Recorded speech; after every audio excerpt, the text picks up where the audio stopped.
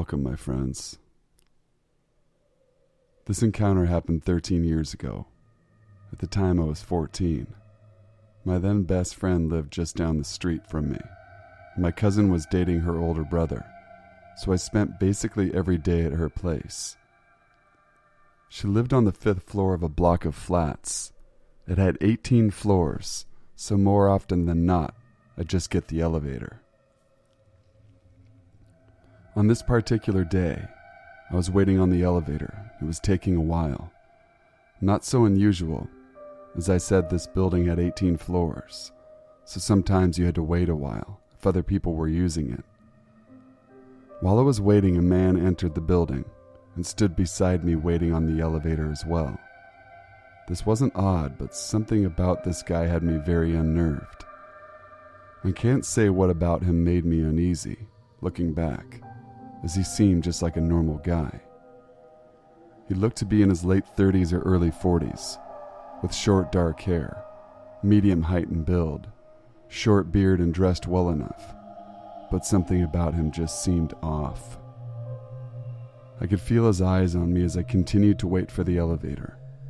I'm a girl and I've always been small and looked younger than I was. Back then I was lucky if I was even 5 feet and looked about 11 or 12. I've had stranger danger, and I know how dangerous people can be drilled into my head since I was little, and while it seemed silly to be this terrified of a random man, just waiting at an elevator, same as me, I decided to listen to my instincts. It was the best decision I have ever made. I casually walked to the stairwell, which is around the corner from the elevator. I walked in, and the second I'm out of sight, the door closed.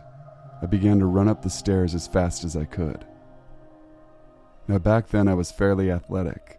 I did a lot of sports in my free time, so it didn't wind me too bad to run up the stairs. About halfway up I hear the stairwell door slam open and footsteps running up the stairs. I paused for a second, terrified.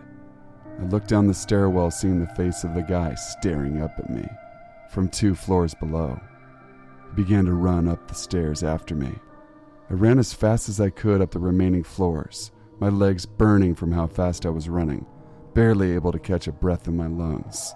I finally get to my friend's floor and exit the stairwell. I make it to her door and begin to pound on the door, crying and begging her to let me in. She opens the door confused, and I run inside, slamming the door behind me. So there I am, crying and shaking as she gets the story out of me. Her older brother, who was a 20-year-old guy and built really big, heard all of this. He came out of his room to find out what the commotion was. He charged out the flat and began to hunt the building for the man, but he couldn't find a single trace of him. I never saw the man from the elevator again. I don't know what he wanted from me, or what he planned to do if he caught me, and I'm glad I never found out.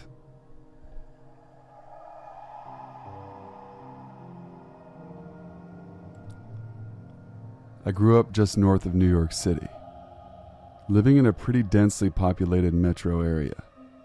I always looked forward to the summer when my father and I went backpacking upstate. We had a spot about an hour north of Lake George in the Adirondacks and camped a few nights every summer. One trip, a few years back now, we were driving to the trailhead. On a long, narrow dirt road, we saw a car pulled over with a few people arguing outside of it.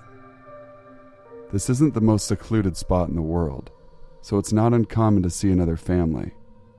But it was weird that a car would be pulled over here, with no real access to any trails. As we drove closer, a man walked over and waved at us. We assumed they were having car trouble.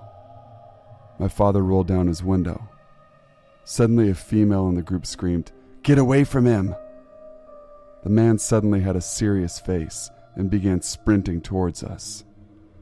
He was tall and well-built and moving quickly. My father slammed on his brakes and quickly pulled the car into reverse. The man stopped and let out a sigh. We just sat there, parked, confused. The man reached towards us. I would say we were a good 10 or so yards away. Then he darted off the road into the woods. Cautiously at this point, we drove slowly to the parked car. There were 3 women crying.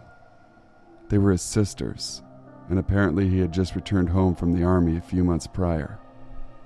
According to the women, shortly after he got back, he began acting odd and was diagnosed with PTSD, as well as early onset Alzheimer's disease.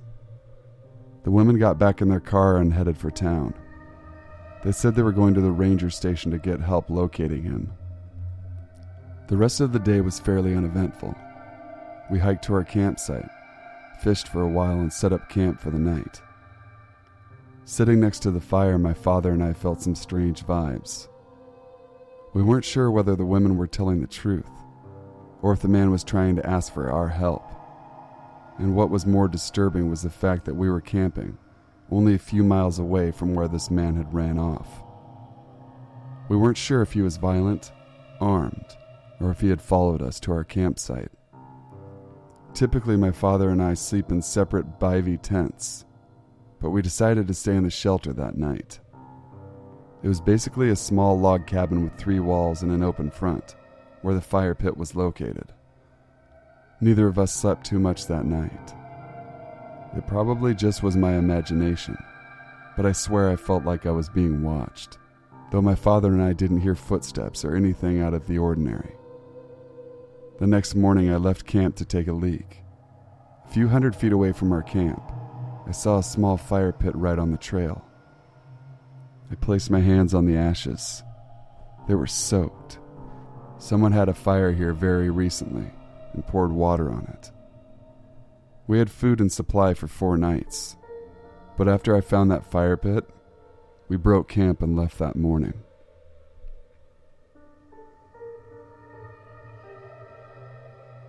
I'll try to keep this story brief. Back in October of last year, I had experienced something that I found creepy and unsettling. My wife had left town for a couple weeks, so I was alone during that time. We lived in a decent neighborhood, but Phoenix is kind of weird in that you can be in a really nice neighborhood. Then if you travel a couple streets down, you'd be in a not-so-great neighborhood. Our house was right on the edge of a good and bad area. Our place was kind of tucked back at the base of a mountain, out of sight, out of mind. Our street didn't have any streetlights at that point, so it was always dark at night. One day I was sitting up in my room on the 2nd floor, and the doorbell kept ringing like crazy. Maybe in 1-second intervals, something rapid fire. This went on for about 10 to 15 minutes straight. This was very unsettling for it to go on that long, but it was daylight out, and for some reason things aren't as scary. I honestly didn't know what to do at this kind of situation. I peeked out of my curtains to see if I could see the people. My room is right above the front door. I was careful not to move the curtains too much, because I didn't want them to see me peeking out. I saw a man and a woman I didn't recognize, dressed wearing loose, ratty clothes. There's no reason for these strange people to be aggressively ringing my doorbell non-stop for so long. I didn't know what to do. I was freaked out because I guess you could say that I could be considered a target due to my LGBT status. So I decided to send some friends a Snapchat of what was going on to let them know that some freaky stuff was happening. People kept telling me to call the police, but I felt weird doing that just because someone was ringing my doorbell.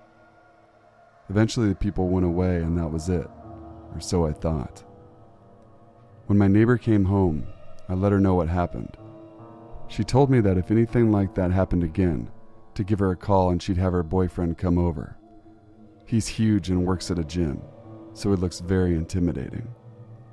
I already had her number, so I didn't need to ask for it. All was well. Fast forward to later that night at around midnight. I was sitting on the couch in just my underwear watching TV. My dogs were being annoying with their barking, so I shut them in the room upstairs and turned up my TV so that I wouldn't have to deal with it. My couch is facing the wall where the front door and windows are, because the only space to put our TV was above the fireplace. The window by the stairs didn't have a curtain up because it had fallen at some point, and I never got around to putting it back up. I wasn't really worried about it because it was tucked behind a corner, and you wouldn't be able to see unless you were right up against it. That combined with how secluded our neighborhood was, I wasn't worried about hanging out in my home in my underwear with the window uncovered. Midnight rolls around and my doorbell starts going off again, this time more crazy. Not knowing if somebody is or was peeking in at me, I booked it straight up towards a tiny first-floor bathroom and locked the door. Meanwhile, my dogs are still stuck in the room upstairs. I tried calling my neighbor, but I no longer had her number. I guess it didn't transfer over when I replaced my phone. So I called the police and they said they'd be sending someone immediately. In the meantime, I'm locked in a tiny bathroom. The TV is blasting, and the doorbell has been going off for several minutes. I had no way to protect myself if anyone broke in because I didn't grab anything. I just bolted into the bathroom. It's midnight. Nobody with a legitimate reason would be at my front door. At this point, it had been going on for about 8 minutes when I decided to record it once again. I tried to get better audio by cracking the door open a little since my TV was so loud, ready to slam the door close if I heard anyone. But at that point, the ringing just stopped. Turns out my neighbor woke up and heard the bells, so they went out to confront the people, and the people just booked it. They described the same 2 people I had seen earlier. 30 minutes later, the police finally arrive. I gave them my statement and that was that.